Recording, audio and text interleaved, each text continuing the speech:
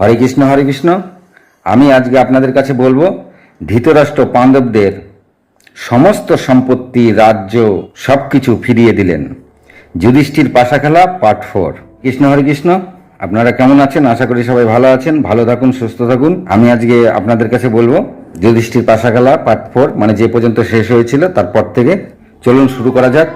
যখন দুঃশাসন দ্রৌপদীর কাপড় টানতে থাকে আর খুলতে থাকে, তখন কাপড়ের স্তূপ হয়ে যায়। কিন্তু দ্রৌপদী কাপড় আর শেষ হয় না। তখন বিভিন্ন মন্দিরের ধ্বজ ভেঙে পড়তে থাকে। সে সময় কৃপাচার্য, দ্রোণাচার্য, সোমদত্ত এরা সব রাজসভা ছেড়ে বেরিয়ে যান। এরকম অদ্ভুত ঘটনা দেখে অনেক রাজারাও ভয় পেয়ে সেখান থেকে বেরিয়ে যান। আর বাইরের মন্দিরের এই ধ্বজা ভেঙে পড়ছে দেখে সেখানকার যে জনতা বা প্রজা তারাও প্রচণ্ড ভয় পেয়ে যান যে কি হচ্ছে এখানে। সেই সময় সমস্ত সভাসদ উঠে দাঁড়ায় এবং সবাই ব্যাপারটাতে ভয় পেয়ে যায় যে এটা কি করে হচ্ছে।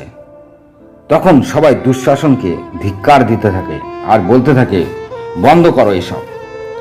তখন ভীম রাগে কাঁপতে থাকে আর দুঃশাসনকে বলে যে এরপর রণভূমিতেই তোর সঙ্গে আমার দেখা হবে, তোর বুক চিরে তোর রক্ত খাবো হে পূর্বপুরুষ।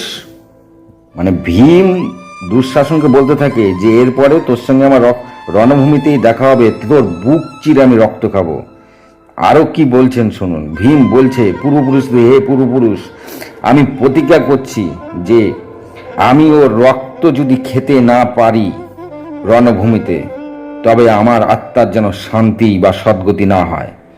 এই রকম প্রতিজ্ঞা শুনে সবাই আরো ভয়ে কম্পিত হয়ে যান। তখন দুর্যোধন হেসে তার জাং দেখান। দেখিয়ে বলে, এর যখন কাপড় খুলছে না তখন আমার জাংয়ের ওপর বসিয়ে দাও। এই বলে তিনি কর্ণের দিকে তাকান। এইখানে আমি একটা কথা বলতে চাই। আমরা কি দেখতে পাই দ্রৌপদীকে দুর্যোধন তার জাংয়ের ওপর বসিয়েছিল? আদৌ না, দ্রৌপদীকে দুর্যোধন তার জাংয়ের ওপর বসায়নি। দ্রৌপদীর কাপড় কিছুতেই খুলছে না বলে দুর্যোধন তার জাং দেখিয়ে বলছিল, তাহলে আমার এই জাংয়ের ওপরেই তাকে বসিয়ে দাও, কিন্তু বসানো হয়নি। আর আমরা কি দেখতে পেয়েছি? আপনারা সেগুলো ভালো করেই জানেন। কতটা কলুষিত করা হচ্ছে আমাদের এই মহাজ্ঞানকে।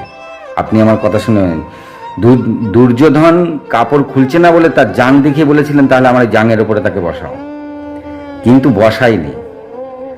আর কি দেখিয়েছে সেটা আপনারা ভালো করে জানেন। চলুন পরে কি বলছে শুনে নি।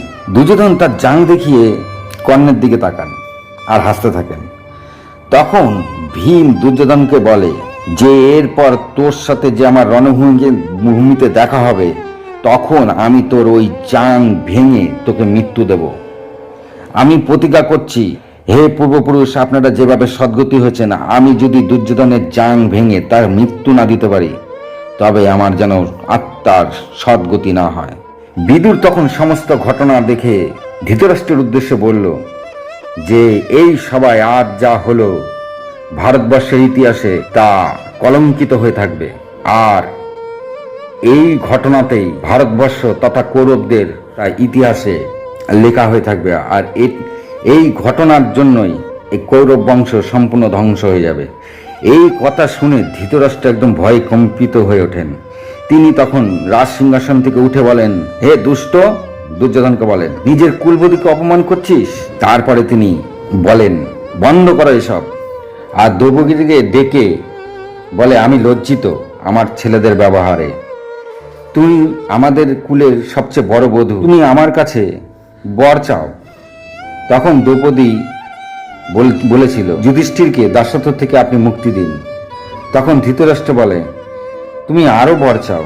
তখন দ্রৌপদী বলে, তাহলে আর যে আমার 4 স্বামী আছে তাদের 4 ভাইকেও এই দাসত্ব থেকে মুক্তি দিন। তখন ধৃতরাষ্ট্র বলে, আরো চাও, কারণ তোমার এত কম চাওয়া, তুমি আরো চাও, আমি তোমাকে আরো কিছু দিতে চাই। তখন দ্রৌপদী বলে, ধর্ম অনুসারে স্ত্রীদের 2 বরই দেওয়া যায়। মানে তখন দ্রৌপদী বলছে, ধর্ম অনুসারে স্ত্রীরা মাত্র 2টো বর পাওয়ার অধিকারী, এর বেশি পাওয়ার তার অধিকারী না। এর বেশি যদি আমি বর আপনার কাছ থেকে নিই তাহলে সেটা ধর্ম বিরুদ্ধ হবে, আর আমি ধর্মের বিরুদ্ধে যেতে চাই না। তখন দ্রৌপদী বলে ধৃতরাষ্ট্রকে, বৈশ্যরা একটা বর পাওয়ার অধিকারী, ক্ষত্রিয়রা 3টে বর পাওয়ার অধিকারী, ব্রাহ্মণরা 100টা বরের পাওয়ার অধিকারী, আর স্ত্রীরা 2টা বর পাওয়ার অধিকারী। এর বেশি বর চাওয়া অধর্ম, শাস্ত্রে কোনো এর নিয়মই নেই। এই কথা শুনে কর্ণ আবার প্রশংসা করেন, কর্ণ আবার এইসব সব শুনছিল সাইডে দাঁড়িয়ে দাঁড়িয়ে। তিনি আবার দ্রৌপদীর এই ধর্মের কথা শুনে তিনি আবার প্রশংসা করেন যে হ্যাঁ, ধর্মের আছে। কি অবস্থা! হরে কৃষ্ণ। দাসত্ব থেকে মুক্তি নিয়েই ভীম বলে, আমি এখান থেকে বেরিয়ে যুদ্ধ ঘোষণা করব। তখন যুধিষ্ঠির তাকে শান্ত করে।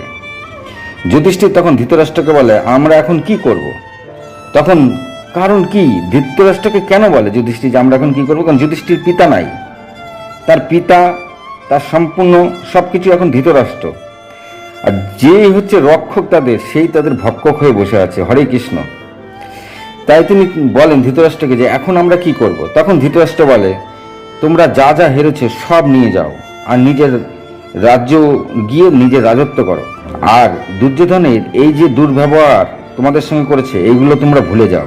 তখন পঞ্চপাণ্ডবরা আবার নিজেদের শ্বাস পোশাক পরে নেয় এবং তারা ঠিক করে তারা ইন্দ্রপ্রস্থে ফিরে আসবে। তাই তারা সবকিছু ঠিকঠাক করে ইন্দ্রপ্রস্থে ফিরে আসতে থাকে। হরে কৃষ্ণ। আজ এই পর্যন্তই। এর পরবর্তী কি ব্যাপার কথা আছে আমি পরের পার্টে দিয়ে দিচ্ছি। আপনারা বুঝতে পারছেন যে আদতে কি হয়েছে আর আমাদেরকে কিভাবে দেখানো হচ্ছে, হিন্দু ধর্মকে কিভাবে কলুষিত করা হচ্ছে। নমস্কার, ভালো থাকুন, সুস্থ থাকুন।